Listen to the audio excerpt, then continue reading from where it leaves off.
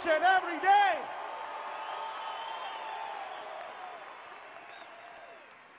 And I am so excited that the President is back in Pensacola, Florida to say thank you to the men and women who serve and the families who support them.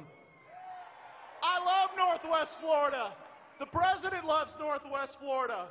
We love our country, and most importantly, we all love the fact that Donald Trump is our President.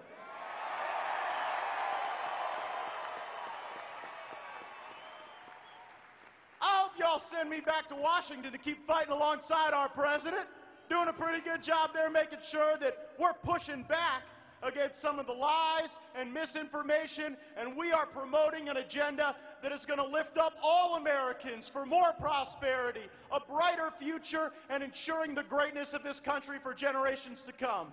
One of my friends who makes sure that we preserve that promise each and every day. He's a Florida congressman. He's a trusted conservative. Please welcome Congressman Ron DeSantis.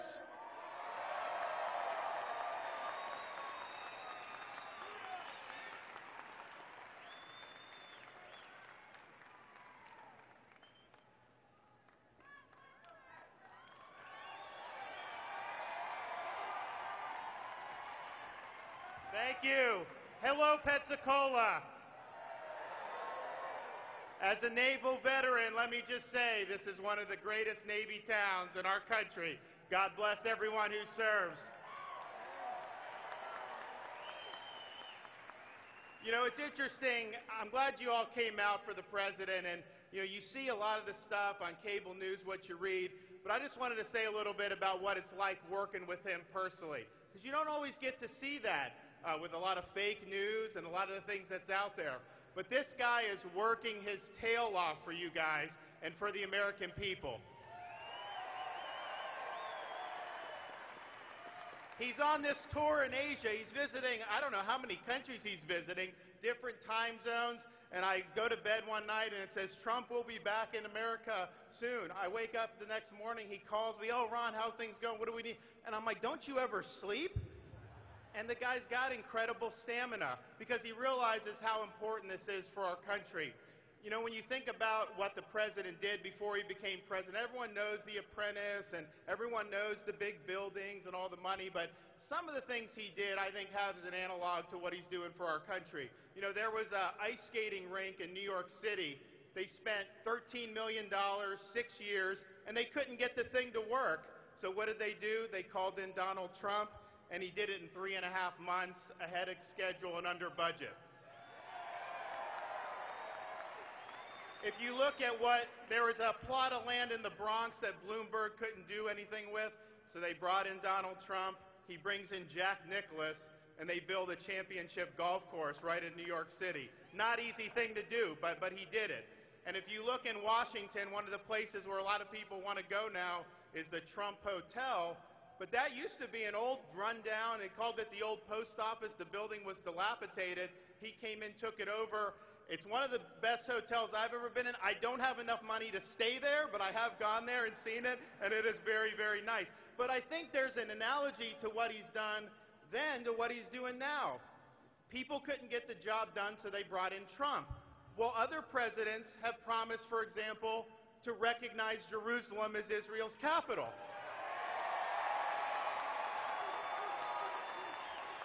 But they didn't get it done. Who got it done?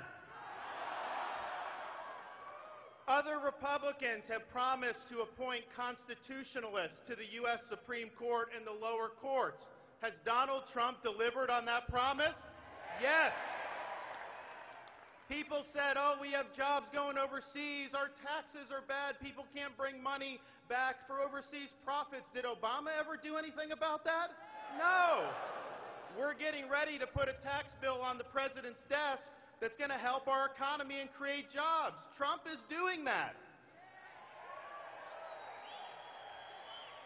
What happened when Obama was president with the rise of ISIS? They became very strong. They created a caliphate. What's happened since Donald Trump has become president? ISIS is losing ground. They're on the run, and we're on the march.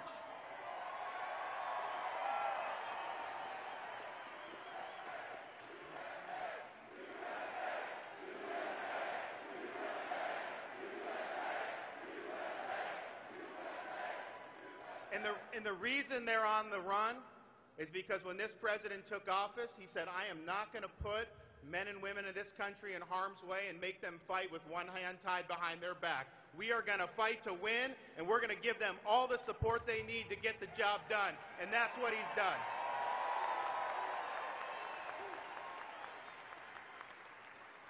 So I just want to let you know, I see the results, I see him working hard, and this is a president, mind you, who is facing unprecedented opposition from the Democrats, from the media, but I repeat myself, from the bureaucracy in Washington, from the lobbyists, from the other swamp dwellers, and through all of that, we're able to get things done for the American people. So as we go forward, after we get this tax bill done, we need to work with the president to drain the swamp in Washington.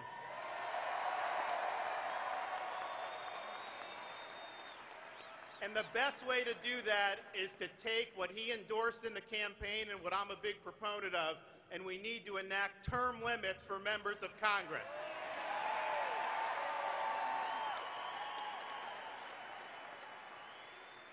So to me, when you're talking about making America great again, it all boils down to what does it mean to be an American? When the founders created the Constitution, they had a lot of hopes and dreams, and one of them was asked at one point, how do you know whether this is going to be a success or not, this experiment in liberty? And the guy's name was Gouverneur Morris, and he said, I'll know that when somebody from our country goes any place on earth, it will be sufficient to command respect simply to say, I am an American.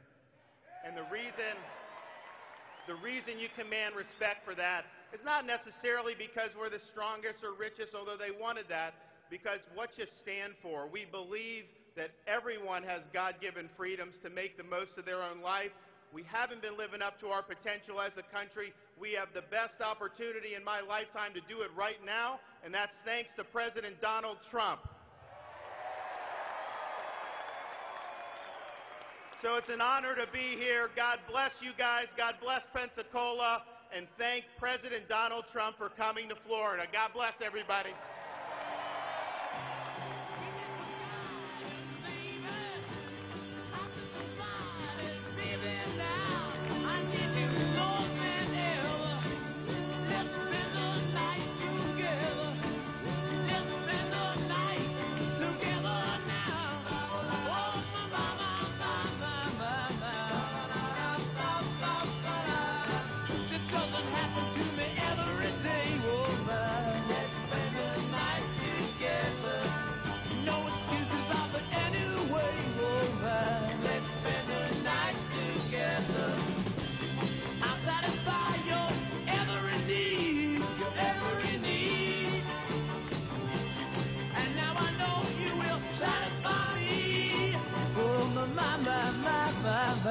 Let's spend the night together. Now I need you more than ever. Let's spend the night together now. Oh, let's spend the night together. Now I need you more than ever, woman. Let's spend the night together. I'm satisfied your every need, woman. Let's spend the night together. Now I know you're satisfied me, woman. Let's spend the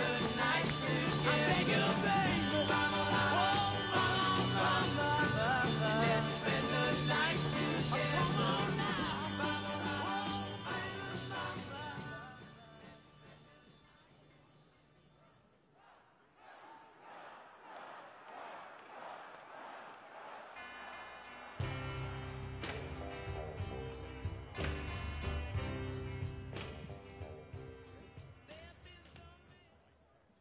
Ladies and gentlemen, please welcome the President of the United States, Mr. Donald J. Trump. to be an American, where at least I know I'm free. And I won't forget the men who died, who gave that right to me. And I gladly stand up next to you and defend her still today. 'Cause there ain't no doubt I love this land. God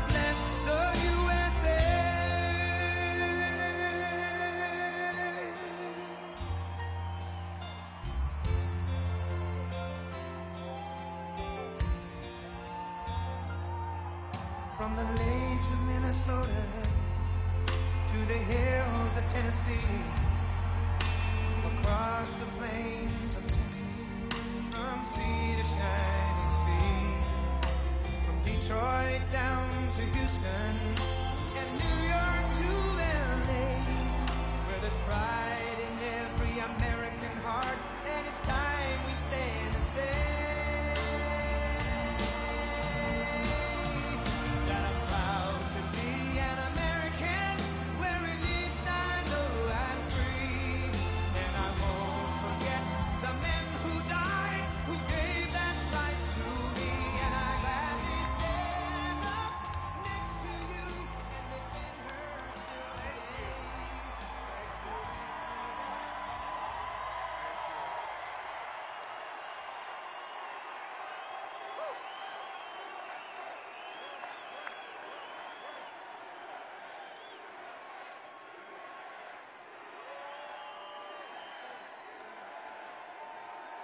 Thank you, everybody. Thank you. And if you think this crowd is big, you should see right now what's outside. Congratulations.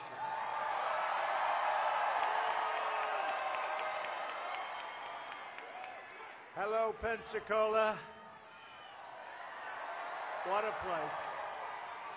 Right here on the Emerald Coast, right? The Emerald Coast. In the great state of Florida, where we had a tremendous victory, didn't we? Come on. We are joined by many, many people in the military and great American patriots. Thank you very much. Well, you remember the campaign. I said, let me begin by wishing each and every one of you a very Merry Christmas, right?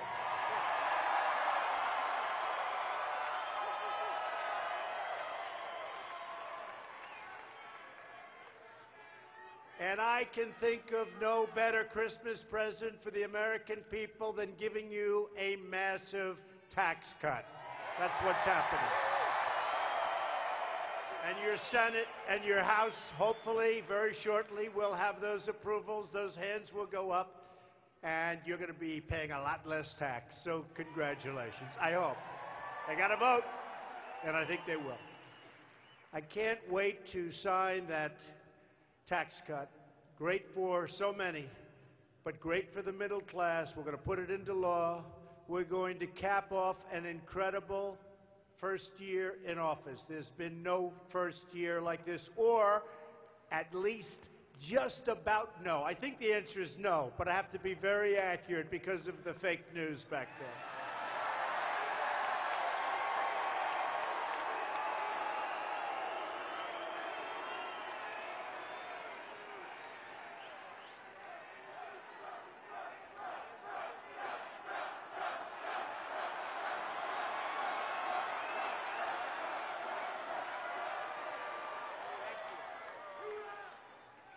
In our campaign for the presidency, we defied the pundits, the politicians, and the special interests because ours was a movement of the people, and it really was. It was a movement of you. It was a movement of the people. It was a movement to make America great again. And it's happening. That's happening. And by the way, how are your 401ks doing? Not too bad, right? Over the weekend, I was in New York City, and I love to say hello to our folks in uniform, whether it's the military, whether it's law enforcement. And we had people backstage, and I always want to take my time. And a man comes up. He was a police officer in New York City. First time anyone said this to me, he said, "Mr. President, I want to thank you. My family thinks I'm a financial genius. My 401k is up 39% in 9 months. I think it's going to be very hard for somebody to beat us in a few years. Can you imagine? Now we're only talking about a few years. All you have to say is, with us it goes up, with them it goes down, and that's the end of the election, right? Everyone's doing well, and it's going to be a lot better. We're going to do better and better. We are going to make our country great again, and we are looking at our country now as America first. America first.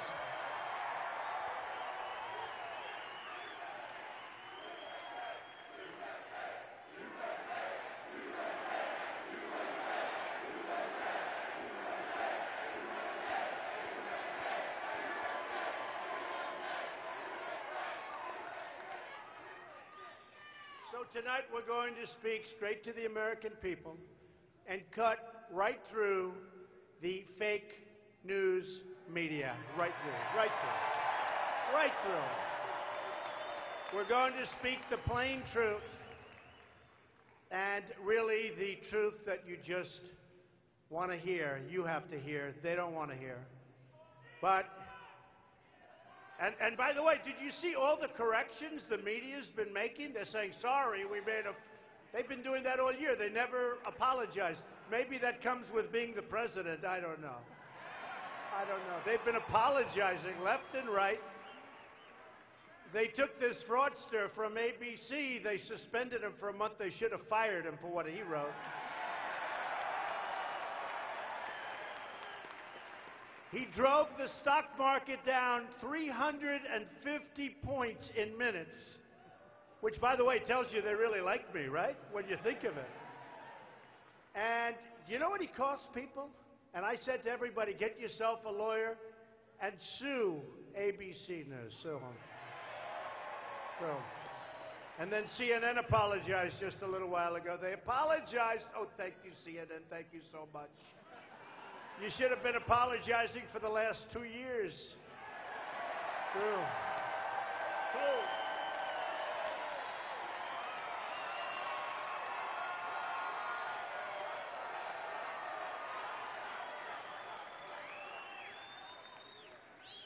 What a group. What a group. But since the election, and they're not going to argue with this, we've created 2.2 million new jobs. Factories are coming back to our country. You know, we have factories pouring back into our country. You ever think you'd hear that? I used to tell you that's going to happen. See, now there's consequences when companies close up their factories, move to another country, make a product, and sell it right through. They have consequences now. And by the way, those consequences are getting very steep, and they're going up. There's no more of that stuff. There's no more. In November alone, you saw this today, we added 228,000 jobs. I watched these anchors this morning. They were devastated. Did you say, oh, what's going on? And honestly, we have a long way to go. We're going to do much better than this, and I've been saying it, including another 33,000 new jobs in manufacturing. Where do you hear that, right? Hispanic unemployment is the lowest ever recorded. Any Hispanics here? Any Hispanic? Any Hispanics? You guys were great. Remember, they weren't going to vote for me because I'm going to build the wall, but they want the wall too. They want security.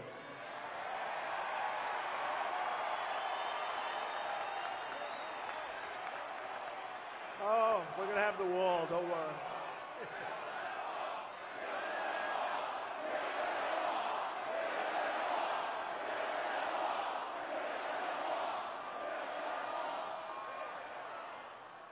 They want security. How about the Cuban population in Miami? Well, we have Cubans here tonight. Good. Was the number 86% in favor of Trump? A tremendous percentage. Total unemployment is now at a 17-year low. Think of that. Not bad. Not bad after 10 months.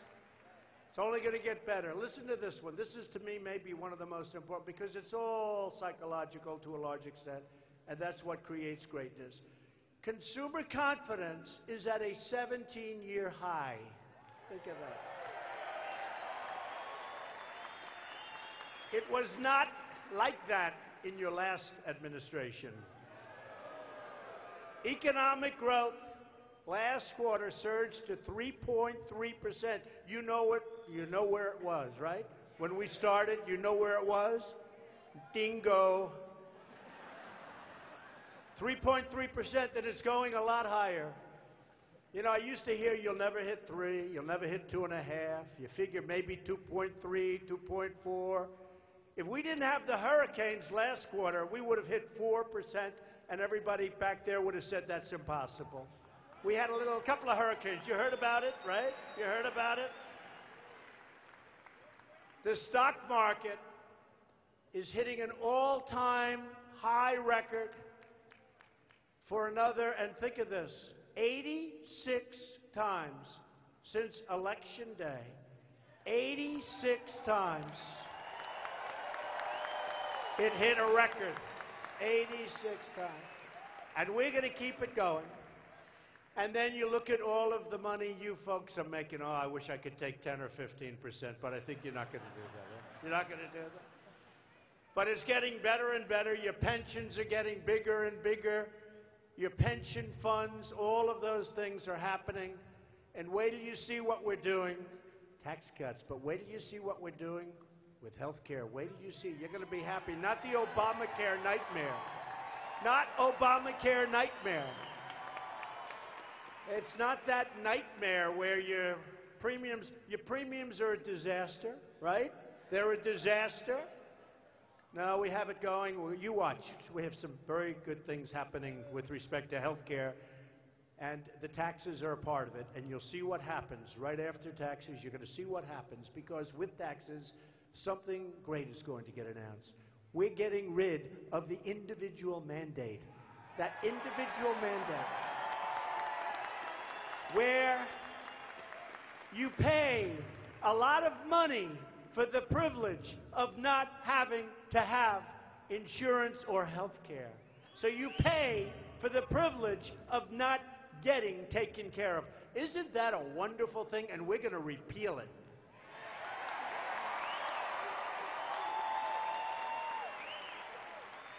Since the election, we've created more than $5 trillion in new economic wealth just in the stock market alone. We're not including real estate and other values. $5 trillion. And we are finally rebuilding our country, defending our citizens, and fighting for our great American workers.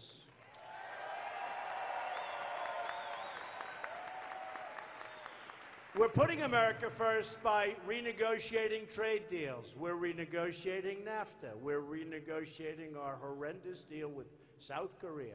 I kept you out of the TPP, which would have been a total disaster for you and for everybody else. And we're making individual deals with these countries. You know, when you get tied into 12 countries, or 22 countries, or 18 countries, you're stuck. It's a spider web. It's like this. If you have 16 good ones and 2 bad ones, as an example, you can't do it. You can't get out. When you have a deal one-on-one, nice, simple deal. We have a deal with Japan, or we have a deal with South Korea, or we have a deal with whoever it may be. If they don't treat us right, we send them what's called a letter of termination. See? These people always say, oh, they're saying, oh, TPP. Yeah, we're all these countries tied in. You can't terminate. You're tied into all the good ones. Thank you very much. Appreciate it. So you can't do what you have to do. So you send out a letter of termination. You give them a 60-day notice, or a 30-day notice, or even a 6-month notice. They then come back, because we're the big piggy bank that everybody likes robbing. The whole world robs it. So they then come back and they say, can we negotiate? And we make a better deal than we had in the first place, right? But you can't do that when you have many countries tied in. You can't, I call it a spider's web. There's a lot of Washington lobbyists, bureaucrats, politicians who don't want to see things change. They're made of fortune. Areas around Washington, D.C. are the richest areas in this country. You saw it the other night. A list came up. We have 5 areas that are among the richest areas in the country. That's because everybody is making a fortune, and people outside of that area are paying for the money they're making. we're not going to have it. They like things the way they used to be. They don't like it so much now, although I must tell you, they're doing well also. They're doing well also. Their stocks are going up. I don't know if there's anything I can do to prevent it for those people. But they call themselves the resistance. You ever see these signs? Resist, resist.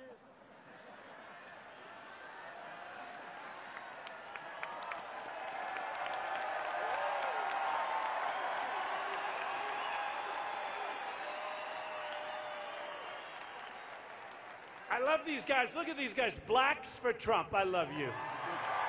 I love you.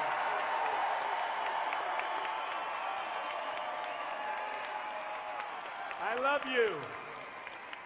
By the way, now that you bring it up, black home ownership just hit the highest level it's ever been in the history of our country.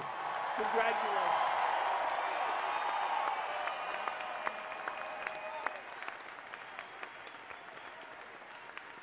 Oh, these resistors resist. Hillary resisted, and you know what happened? She lost the election in a landslide.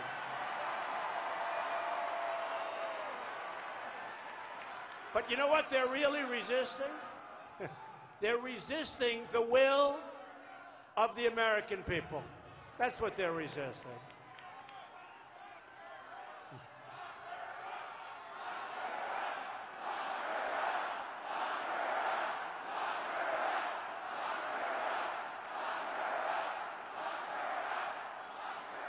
Look, it's being proven we have a rigged system. Doesn't happen so easy. But this system, going to be a lot of changes.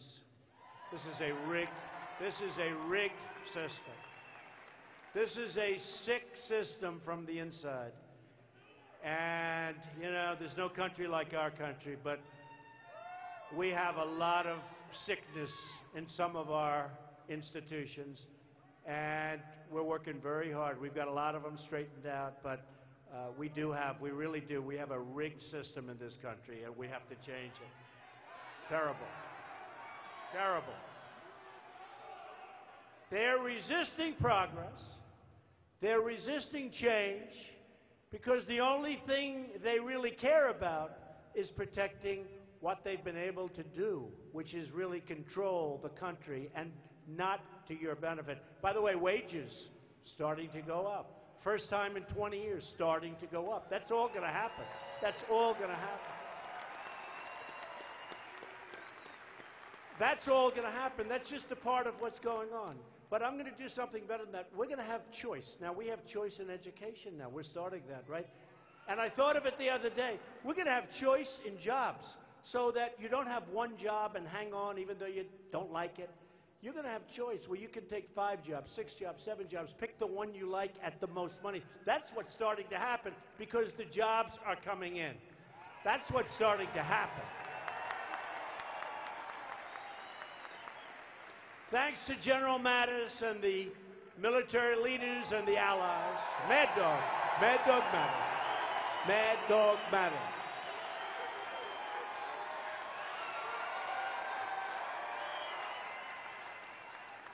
Thanks to Mad Dog Mattis, and we have great military leaders.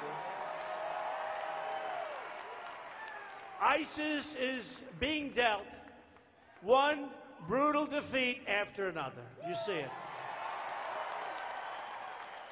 Not only are we defeating these killers, these savage killers, horrible, horrible, you don't even want to say people. These are savage killers over there, but we sure as hell don't want them to come over here. I'm sorry. I'm sorry. You know, they come back to some countries and they come in. We're making it a very difficult process. We had such weakness. They'd go out, kill people, then they come back and they go back home to mom and dad. Okay? Before they went nutso and start over here. We're making it very difficult. You see what's being happened. We're watching every single one. We have thousands of people right now under surveillance. Slow surveillance. That sounds familiar. That sounds familiar. Remember when I suggested something like that? Everyone said, Trump? Why is he said? Well, it turned out I was right about that one, wasn't I? America is being respected again abroad, and we are taking care of our citizens at home, and we're going to have safety, and we've got a lot more now. We're getting rid of the MS-13 animals. We're going to have safety again. Because America is more than just a place on a map. America is a nation. America is a family. America is ours to love and to cherish and to protect and to take care of, and that's what we're doing. We're going to take care of this country for our children and our grandchildren and our great-grandchildren, and we're not going to let people come into our country who are going to destroy our country.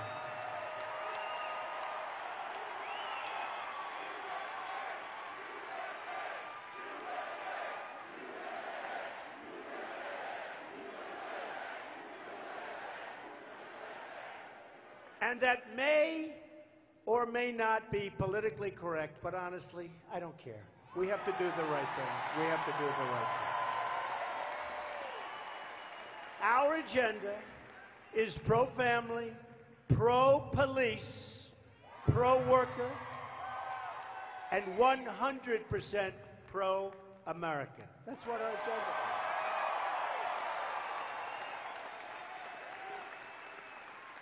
That's why I recently withdrew the United States from the United Nations plan for global governance of immigration and refugee policy. No borders. It's a no borders plan. They have a plan, no borders. I heard about it recently. I said, what are you talking about, no borders? No borders. No borders. Everybody can come in. If you don't mind, I've rejected that plan. Is that okay? Okay. I told them, not only do we want no borders, we want the strongest borders you've ever seen. We're going to have such borders.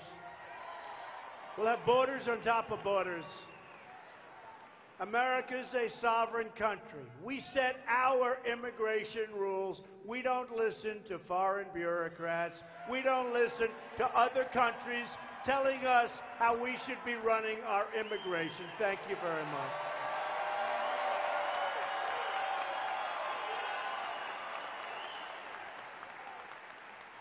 We're also getting smart and tough on trade. I've been talking about this for a long time. It's one of the reasons I'm here. One of the reasons I'm president. We are renegotiating the disastrous trade agreements of NAFTA, of South Korea, of so many others. We are making great deals. We're going to hopefully keep NAFTA, but there's a chance we won't. And that's okay. That's okay. How many factories have left for Mexico? How many factories? So we right now have a trade deficit with Mexico of $71 billion, and that doesn't include all the drugs that pour in over the border because we don't have a wall, etc. Okay? $71 billion. $71 billion. So we have, think of it, we have a trade deficit with Mexico of $71 billion. We have a pretty good trade deficit with Canada. They were saying we have a surplus with Canada. I said, no, and I like the Prime Minister very much, Prime Minister Trudeau. Nice guy, good guy. No, I like him. But we had a meeting. He said, no, no, you have a trade surplus. I said, no, we don't. He said, no, no, you have a trade surplus. I said, Mr. Prime Minister, we do not. He said, how do you know? I said, because we don't have a surplus with anybody. We have the worst deals. He said, I'm telling you that Canada has a deficit with the United States. I told my people, in front of a lot of people, I said, go out and check. And he was right. Except he forgot two categories: lumber, timber, and energy. Other than that, he was right. When you add them all together, we actually have a $17 billion deficit with Canada, right? So he forgot a couple of categories that he didn't want to mention. I heard it with other countries, too. Just got back from Asia. I brought back $300 billion worth of deals. Worth it. And that number is going to go a lot higher. And these are numbers that are going to produce a lot of jobs in our country, and that's what we have to be doing. We are going to end the theft of American intellectual property, crack down on China's trade abuses, and confront countries that cheat, of which many of them are in that category, sadly. We will buy back our country. We will take back our country. We will make those great trade deals, and we will have unbelievable amounts of jobs created and factories created.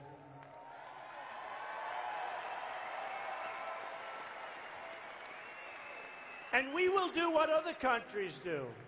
We will start buying American. We want to buy our product. And we will start hiring American. And we will stay American and be proud of it. And that's what's happening more and more. That's why I see all those red hats and those white hats. Love those hats. That is why one of my very first acts as president was to withdraw the United States from the job-killing Trans-Pacific Partnership. Had to do it. We've also canceled the one job-killing regulation that you see after another, one after another, beating the mark of any previous president. Now, there was a great article in the Wall Street Journal the other day, full page, that in the history of our country, nobody even close, and these are longer terms than 10 months, that in 10 months I've done more on knocking out regulations than any other president in our history. You know who was right up there? Honest Abe Lincoln. Can you believe it? He was a regulation cutter. Can you believe it? Abe Lincoln was a regulation cutter. Who would have known that? I said, you mean I beat Abraham Lincoln? That's pretty good for 10 months. I don't know if regulation sounds so glamorous, but I can tell you it's very important. But we have a lot of others. We have statutory requirements where you have to give a 90-day notice, then another 90-day notice, then you have a cooling off period, then you have to give a 30-day notice before. They're all in the works. And you're going to see a lot more cutting of regulation. But we've done more than any other president, and it's not even close. And we haven't even started.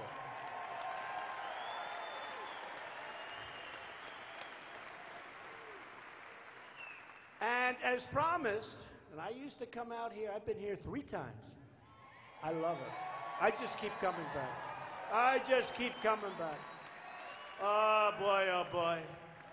I'll tell you, when we were doing well during that beautiful election night, when we were doing well all over Florida, I said, was the Pensacola area included yet?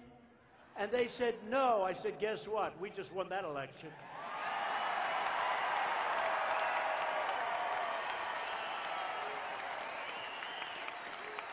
Right. And as promised, remember, I announced that I would withdraw America, the United States, from the horrible, for us, good for other countries, it's great for other countries, from the horrible Paris Climate Accord.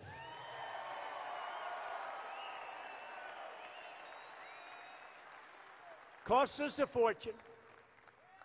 So China doesn't start till around 2030, I think. Russia doesn't have to go back to like a recent date. They go back to somewhere in the 1990s, which was a high pollution time.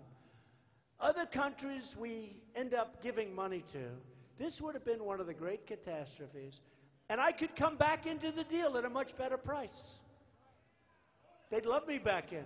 I could come back into the Paris Accord, and I like the people. I really like Emmanuel. I like so many of the people involved. But I could come back. It's like, I don't get it. I don't see it. I want clean air. I want crystal clear and clean water. I want things that they won't have. And I don't want to pay the kind of numbers that you're talking about. If we stayed with those numbers, we would have had to close factories and businesses in order to qualify by 2025. Can you imagine, ladies and gentlemen, we're violating the accord. In the meantime, some of those countries are spewing stuff out that you wouldn't believe. And we would be closing up. Now, we could maybe change the deal. But then we'd get sued by all the groups that sue. You know, in China, they don't sue China. Nobody sues. With us, they sue. I approved, immediately after we took office, the Keystone XL and Dakota Access Pipeline. Right? 48,000 jobs.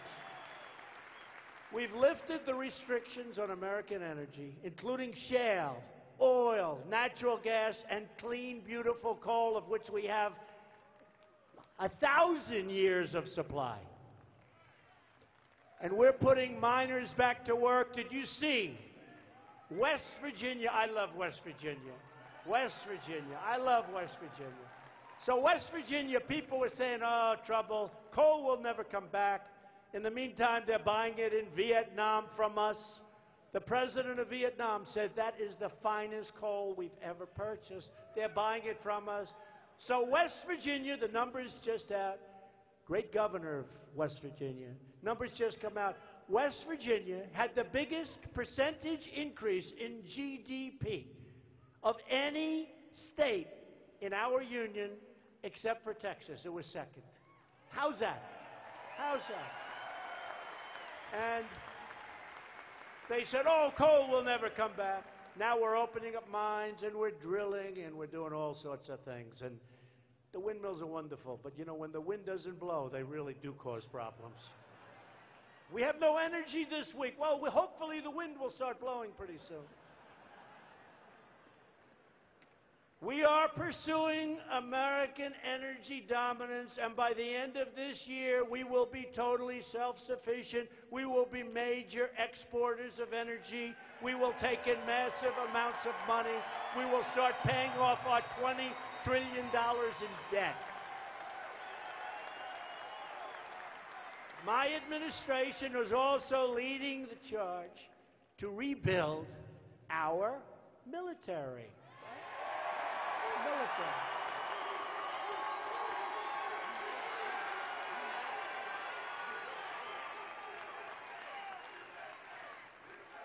We're supporting our troops and their wonderful military families, including those right here in the cradle of naval aviation.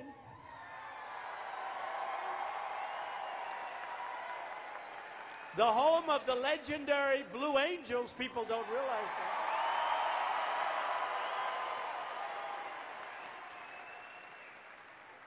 By the way, can those people fly or what?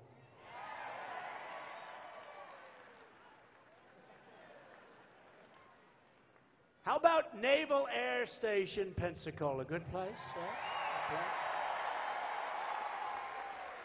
And it's really time. This isn't a Republican thing or a Democratic thing or anything.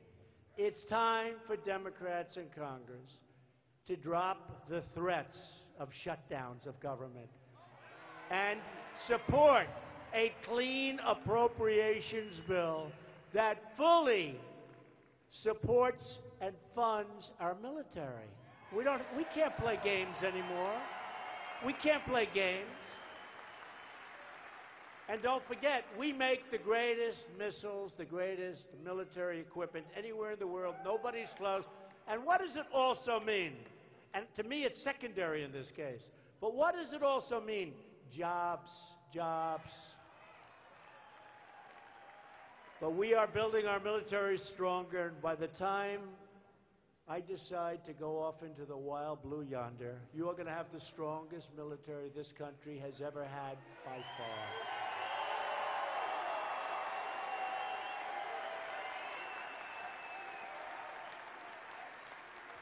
It's wrong and dangerous for congressional Democrats to hold troop funding hostage for amnesty, letting people pour into our country. We don't know who they are. We don't know where they come from. You saw what happened with beautiful Kate Steinle. This guy He said he didn't know it was a gun. Oh, he didn't know. Oh, he didn't know. He didn't know it was a gun. That's his new line. Do you notice the federal government came in and brought another suit against him, right? We'll come in.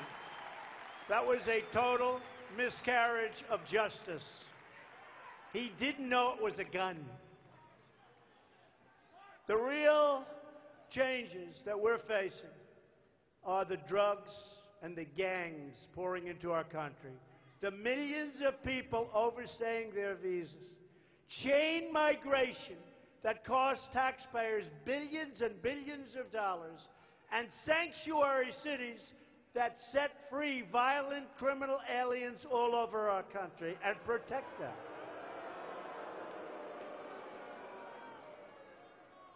People come in, and they're not necessarily good, like the man that ran over, the animal that ran over many people in New York City the other day.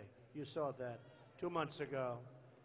He runs over people, goes on a beautiful, I know it so well, the West Side Highway. I know it so well.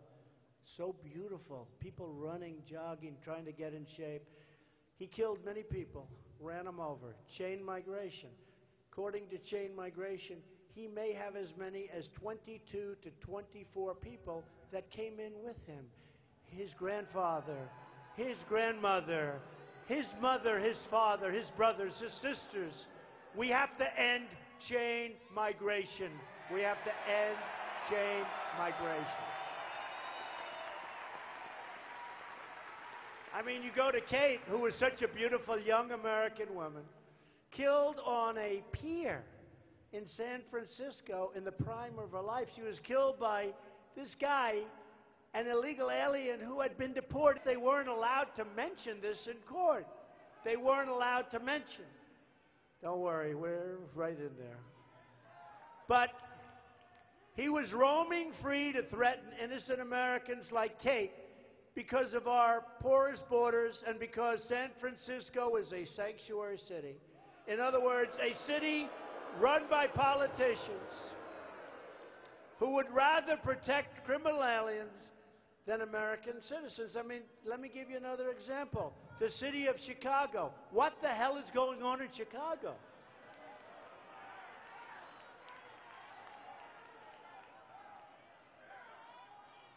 There are those that say that Afghanistan is safer than Chicago. Okay? What is going on? You know what's wrong with Chicago? Weak, ineffective politicians, Democrats that don't want to force restrictions and don't want, and by the way, Chicago, for those of you that are going to say guns, guns, Chicago has the toughest gun laws in the United States, okay? Just in case you were thinking about, you know, they immediately say, oh, you got to take away. Well, Chicago has the toughest gun laws in the United States. So we're asking Democrats in Congress to cease their obstruction and do the right thing. End sanctuary cities. Stop the carnage. Save the innocent lives. We've also begun the process of building the wall on the southern border.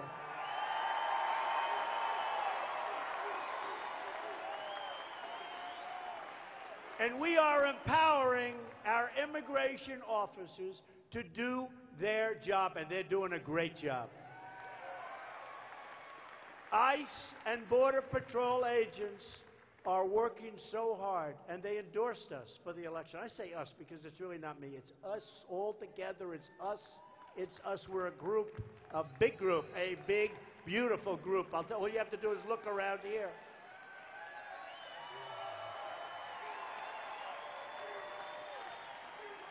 Just look around.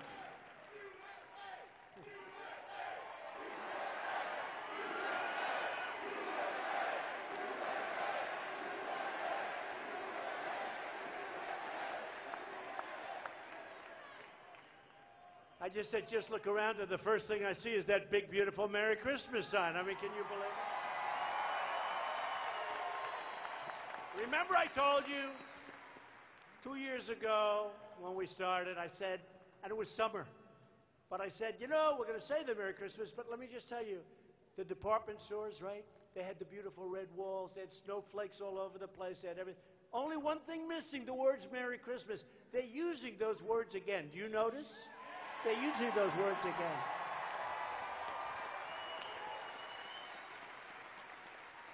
But one by one, we're finding the illegal alien drug dealers, the gang members, the thieves, the criminals and the killers preying on our children, preying on everybody.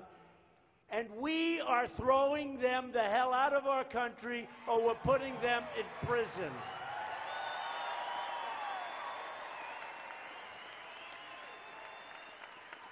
And because our borders now are strong as they should be, and they're going to get much stronger, we will not let these people back in. It's time for Congress to adopt a pro-American immigration agenda. Every member of Congress should be asked where they stand on these issues. Blocking funds to sanctuary cities. I don't want to give sanctuary cities money. Passing Kate's Law to put repeat offenders behind bars for a long period of time. Increasing the number of ICE officers, who are fantastic, and Border Patrol officers, so we can dismantle vile criminal gangs like, as I said, MS-13 animals. Ensuring that new immigrants to our country are financially self-sufficient and will not be on welfare the day they come in. And as I said, ending chain migration. We want a system that is merit-based. They come in on merit. They don't come in a lottery system. How about the lottery system, folks? You see that? That's the guy in New York City. The lottery system, where they put names in a bin. You know, you think these countries are legit when they do their lottery system. So what they do, I would say, but more than just say, they take their worst and they put them in the bin. And then when they pick the lottery, they have the real worst in their hands. Oh, here they go. And we end up getting them. No more lottery system. We're going to end that. We've already started the process.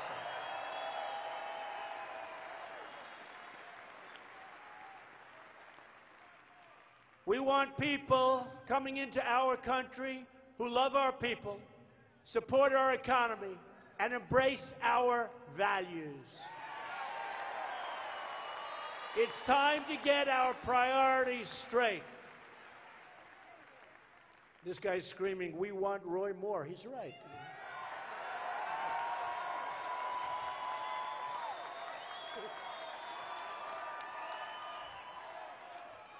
Democrats in Congress want open borders, higher taxes, and government-run health care that doesn't work. Costs a fortune, doesn't work. They're soft on crime, and they want to suffocate our economy with socialist-style regulation. Raise your taxes through the sky.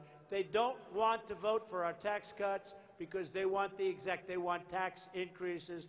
That's why we need a Republican in the House. We need a Republican in the Senate. We need more of them. And by the way, just so I can satisfy this gentleman out there, how many people here are from the great state of Alabama? Whoa.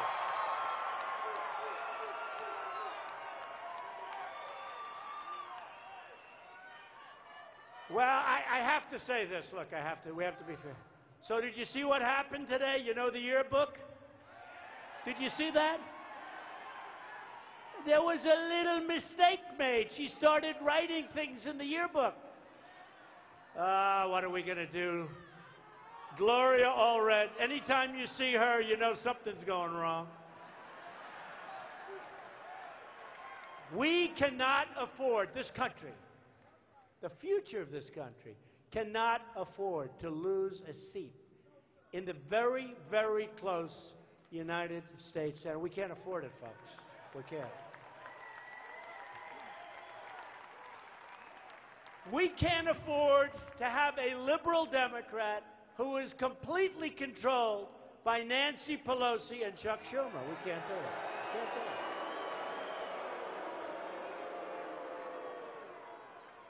His name is Jones, and he's their total puppet, and everybody knows it. He will never, ever vote for us. We need somebody in that Senate seat who will vote for our Make America Great Again agenda, which involves tough on crime, strong on borders, strong on immigration. We want great people coming into our country, building the wall, strengthening our military, continuing our great fight for our veterans. I love our veterans.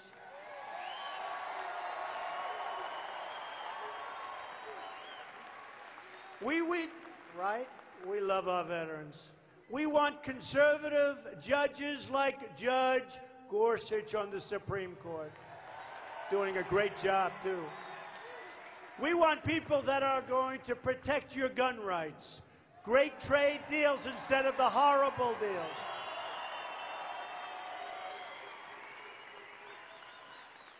And we want jobs, jobs, jobs. So get out and vote for Roy Moore. Do it. Do it. Do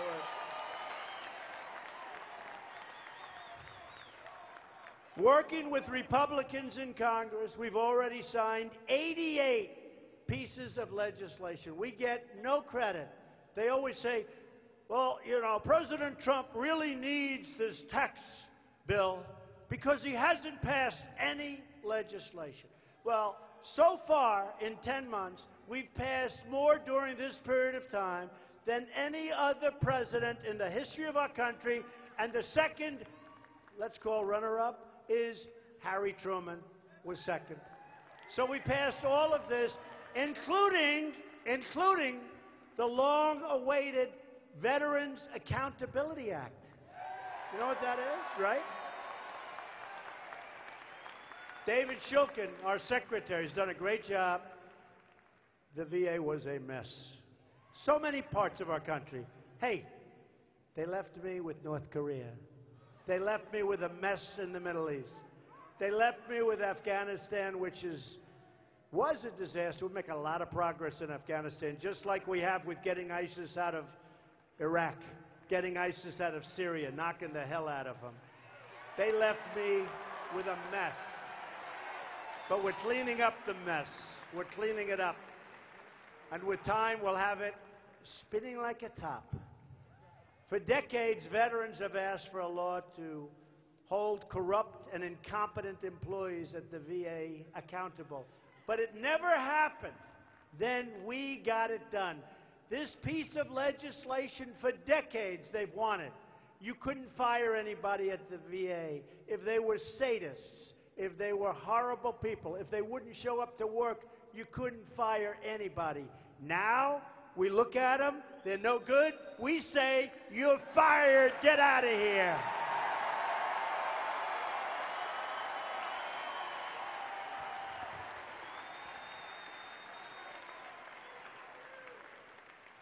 And I must tell you, I can't believe that Arnold Schwarzenegger bombed so badly on The Apprentice. My poor, beautiful show.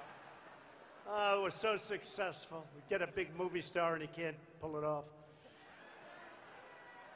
We are respecting Americans' heroes and rebuilding America's standing. All over the world, they're respecting us again. When I came into office, we inherited all of these problems all around the globe, years of America projecting weakness, not going over the red line. If we went over the red line, you wouldn't have had Russia and Iran going into Syria. But you know what? He said, you're never going to do it. Don't ever violate the red line.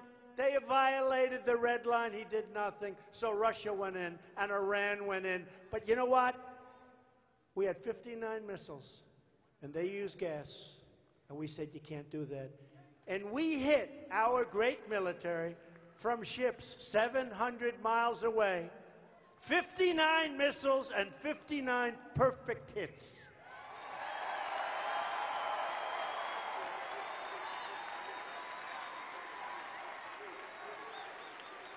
And we've stopped apologizing for America, and we have started defending the reputation of the United States, finally.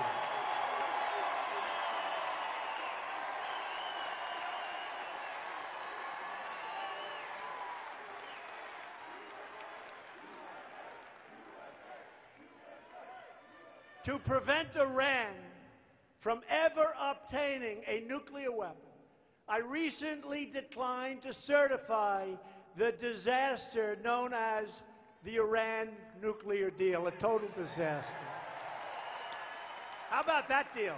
How about that deal? We give them $150 billion, right? We give them $150 billion. But here's the thing. Smaller money, but think of this. We give them $1.8 billion in cash. I mean, like green. In fact, it was so much cash that they had to go to other countries also because we didn't have enough cash in Washington, D.C. They loaded up planes with cash.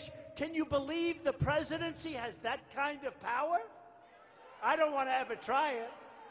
No, but can you believe that the presidency has the power to send bushel loads of cash to Iran? Probably for hostages. Probably $1.8 billion, probably for hostages. So sad. We don't do that. We don't do that anymore. As part of a campaign of maximum pressure on the vile dictatorship of North Korea, we have imposed the toughest ever sanctions passed by the United Nations Security Council, and we have a lot of other sanctions. But, you know, I don't know that sanctions are going to work with him. We got to give it a shot. You know, we'll see. Who knows? I just tell you, folks, you're in good hands. That's all I can say. That's all I can say. And I've strengthened our relationships with America's allies and asked other NATO members to pay their fair share, and now the money is pouring in.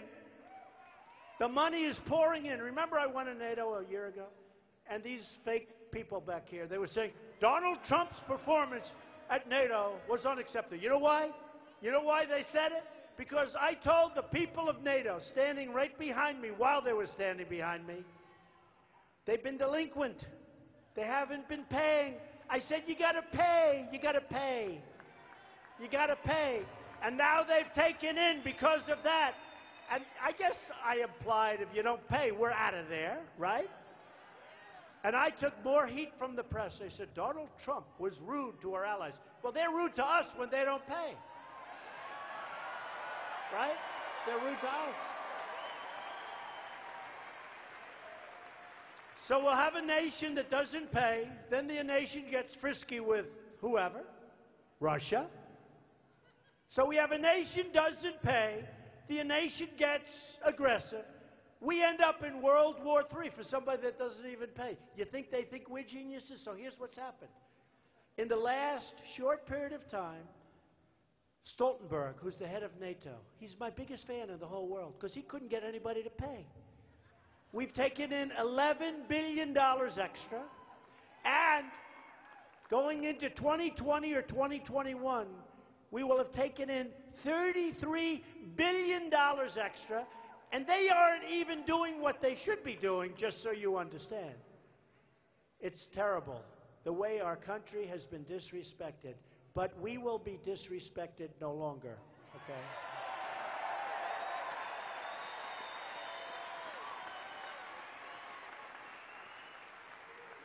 Now, tomorrow morning, you'll see from these fakers back there, Donald Trump again disrespects NATO. I don't disrespect NATO.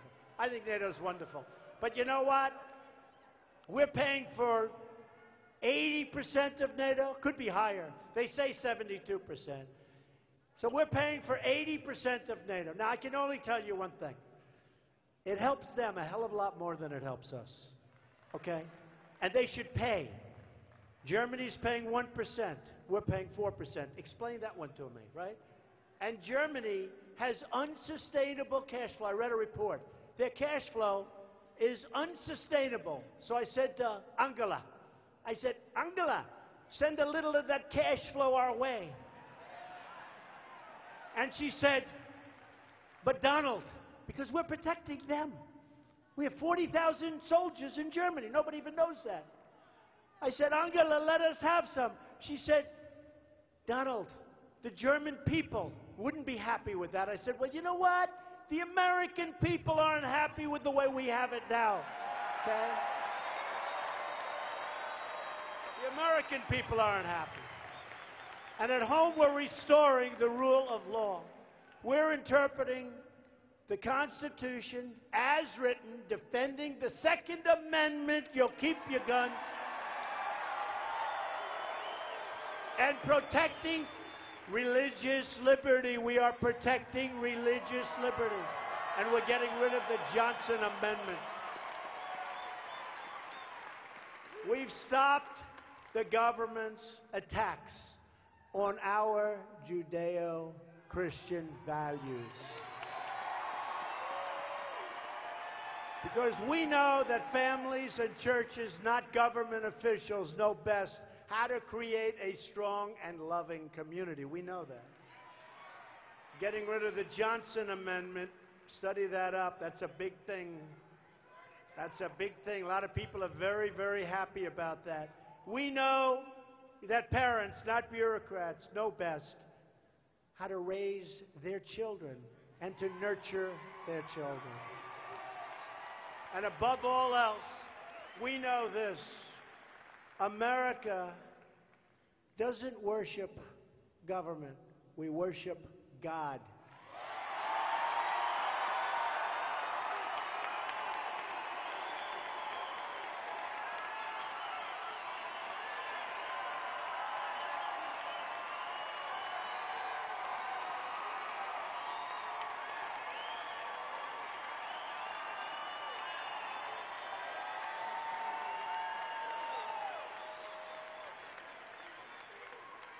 All of us here tonight are united by the same values. We love our country, and we are proud of our history. We are so proud of this country. We honor our heritage, and we treasure our freedom. We support our incredible men and women of law enforcement. We believe the United States military is the greatest force for justice in the history of the world, and we are going to take care of it, and we are going to properly fund it, and we are going to have the finest weapons, because when we do all of that, we are much, much safer.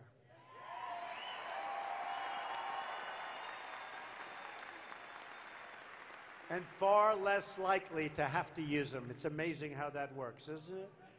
We believe that every American should stand for the national anthem.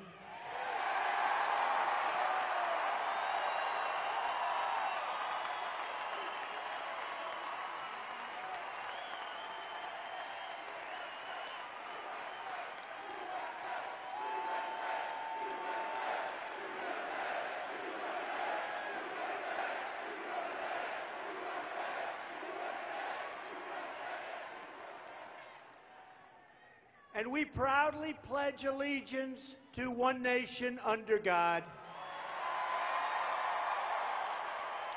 Our rights come from our Creator, and no earthly force can ever take those rights away, and they never will. That is why my administration is taking power back from global bureaucrats and returning that power back to the American people. And you see it all the time. You see it economically, you see it at the church, you see it in every different way. We don't sing a global anthem. Our troops don't wear a foreign uniform. and we will never surrender our rights to international tribunals. We won't do that.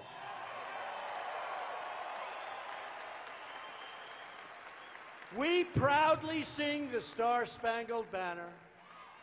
Our brave troops fight and die for the red, white, and blue, and we protect and preserve the American Constitution that we cherish.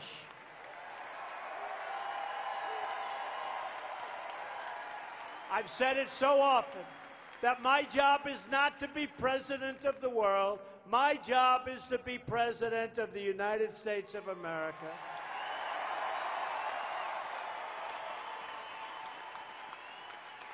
Yet there are powerful forces in Washington trying to sabotage our movement. These are bad people. These are very, very bad and evil people. They know who they are. These are the people who made their money, their names, their careers, their power off the corrupt and broken system, and they liked it the other way. So they will do anything at any time, and they'll never stop. But you know what? We're stopping them. You're seeing that right now. You're seeing that right now. We're stopping them. It's corrupt, it's rigged, and we're stopping them. They will lie and leak and smear because they don't want to accept the results of an election where we won by a landslide.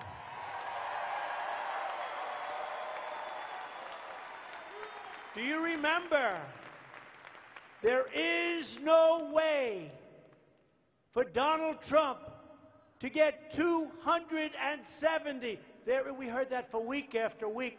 What they're doing is the fake news. It's called suppression. Just like they give the fake polls. I call it fake news, fake polls. A poll came out today on CNN, such a fake. A poll came out. They'll have to apologize for that one. Another one came out that was through the roof, but it wasn't on CNN. But I will tell you, look,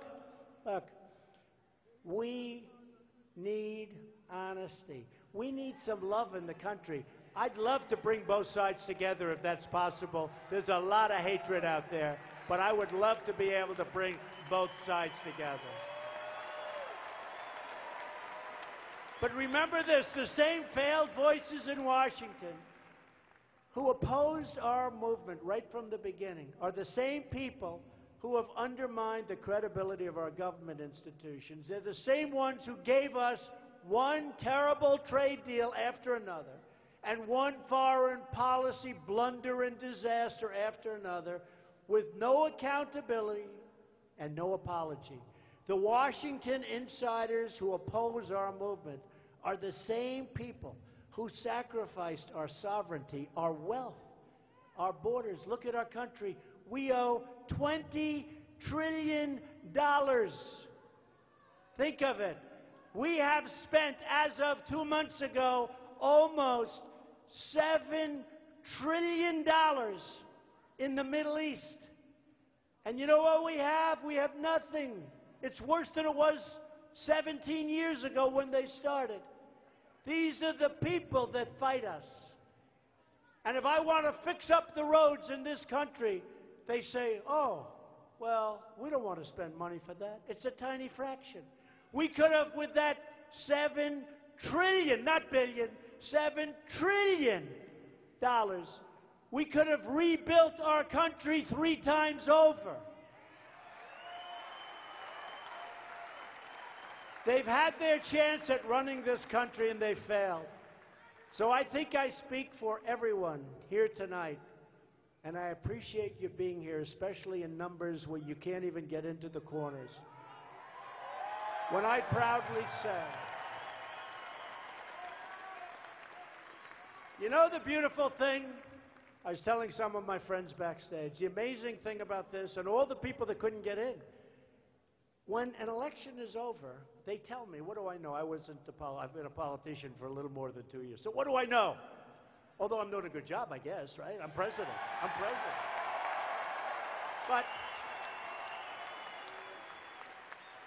But it's sort of incredible. You look at everybody, you see everybody, you see the love in the room, and you see what's going on with everything. And you say to yourself, this is truly a country that respects. They say that when you don't have an election, the election's over. There's no competition, there's no nothing, although we always have the deep seats inside. But it's over. They say you can't draw a crowd. In other words, when an election ends, you can't draw flies. They say, look at this place. Look at this place.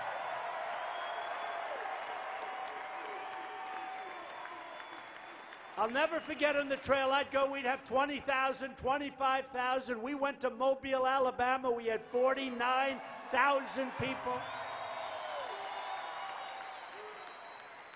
We went to Michigan the night of the election. I got there, started speaking at 12:30 in the evening. That means it was already election day. We had 32,000 people there. Michigan hadn't been won in many, many years by a Republican. Hillary Clinton went there in an emergency because she was told that day that she was doing badly in Michigan. She went there.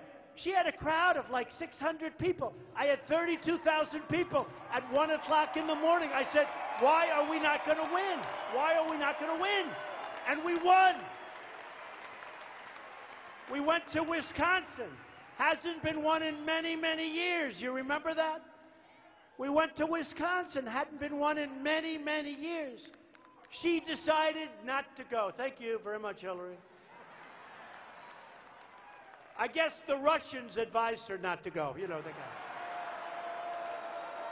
But she decided not to go. And her husband supposedly said, you better go to Wisconsin. You better go to Michigan. I don't like what I'm seeing. I was in Michigan, and I was driving down the street, and they have a Trump Pence sign on every single lawn all the way to the arena. You better go there.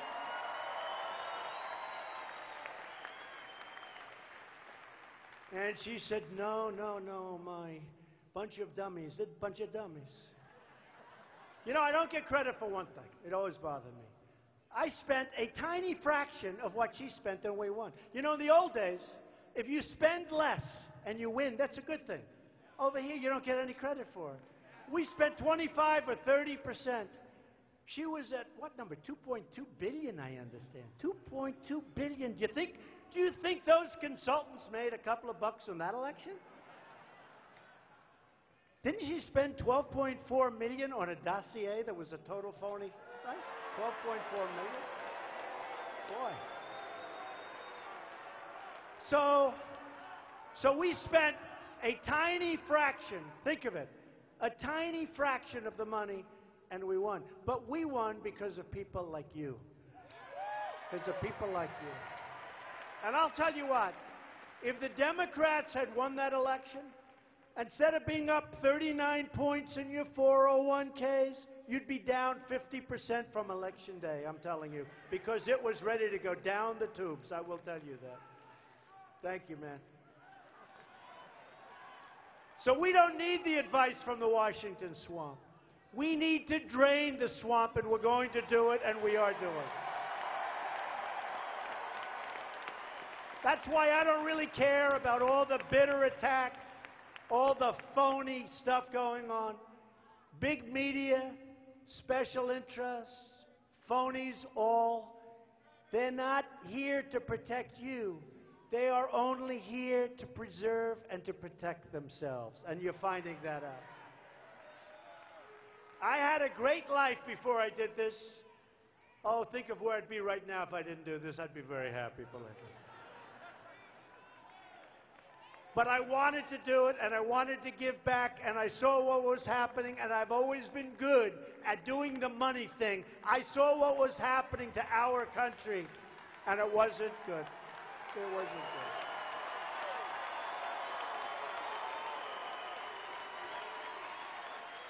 I took this job on behalf of the forgotten men and women of our country. But guess what? They are forgotten no more. No more.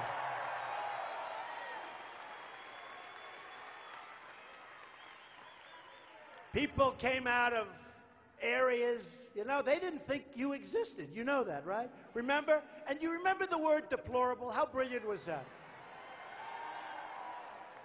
I was watching her with that speech, and she was reading a teleprompter yet. And she said, deplorables. And I said, huh, that's not nice. She's talking about a lot of people. Little did I know I was right. That thing blew up. That was one of the reasons she lost. And now we're all proud deplorables. We're proud deplorables. Very proud. Your voice will never, ever be ignored again. They're all going to be coming after you for every election from now on in this country. You will never be ignored again. Your dreams are my dreams. Your hopes are my hopes. And your future is what I'm fighting for each and every day.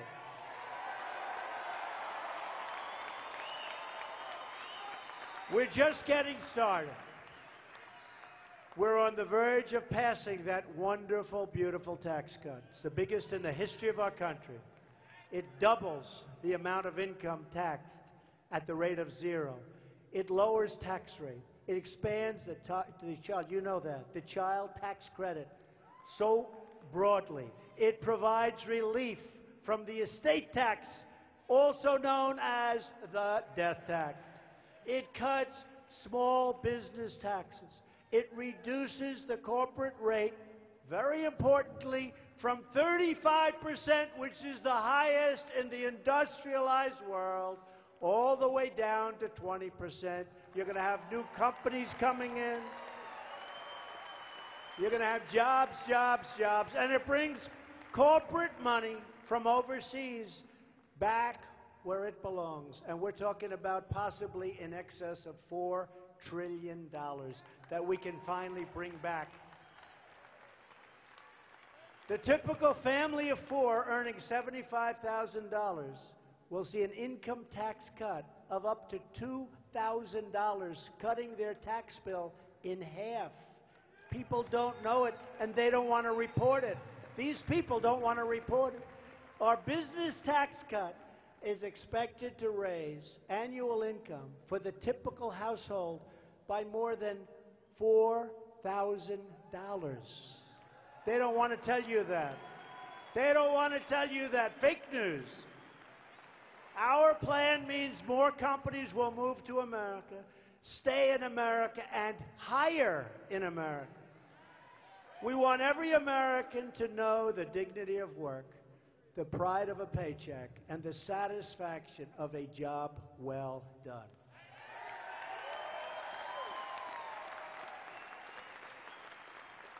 The Democrats in Washington want to grow our welfare rolls that you're going to pay for.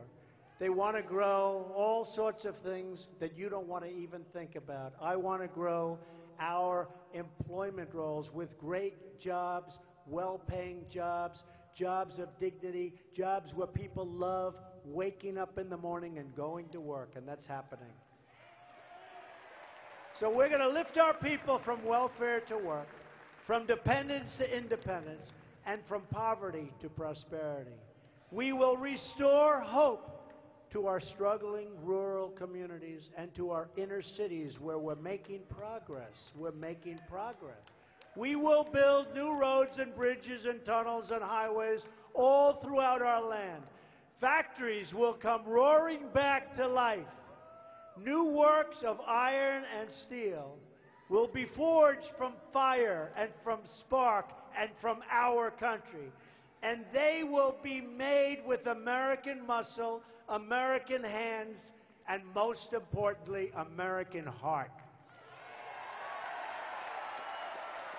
And these creations will be branded with a very simple but very beautiful phrase, made in the USA.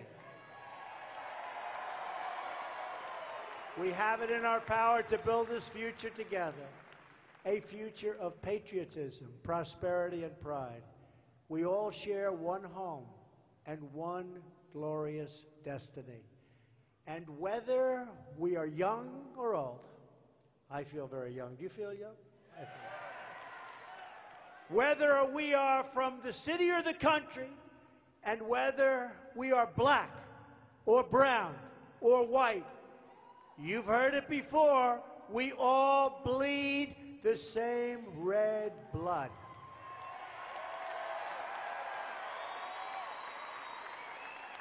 We all salute the same great American flag. And we are all made by the same Almighty God.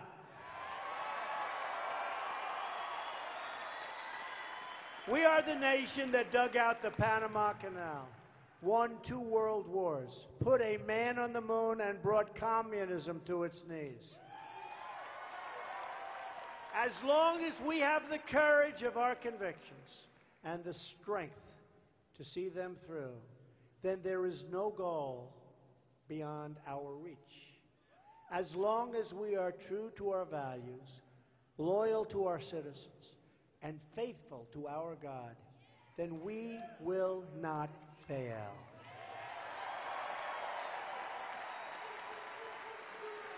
This is your land. This is your home. And it's your voice that matters the most. So speak up, be heard, and fight, fight, fight for the change you've been waiting for your entire life, for the change that you already see happening. Our revolution didn't end on November 8th. That was just the beginning.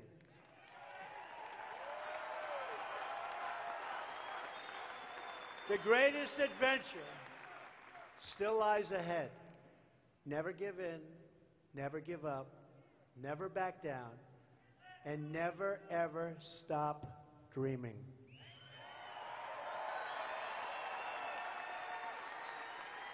Because we are Americans, and the future belongs to us. The future belongs to all of you. So with American pride swelling in our hearts, and American courage stirring in our souls, I say these words tonight. Together, we will indeed make America strong again.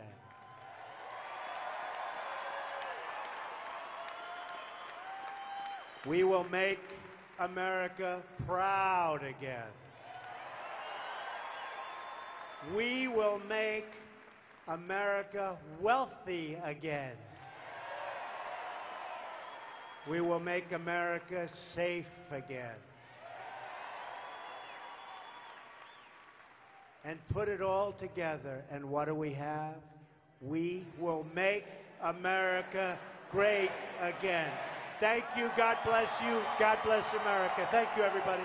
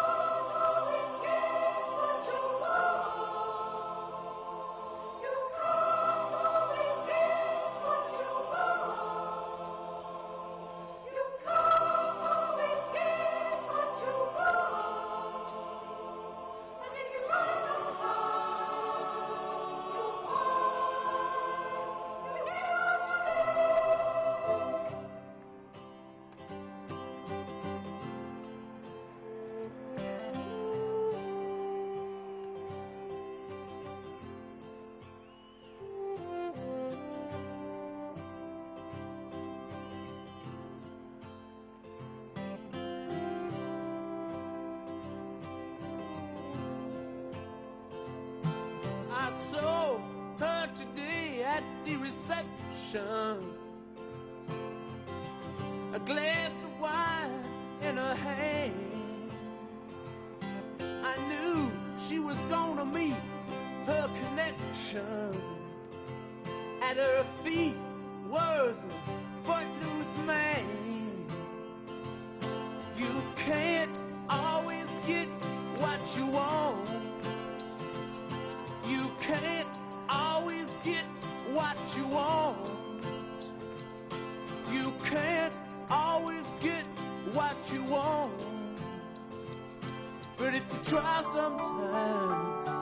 you might find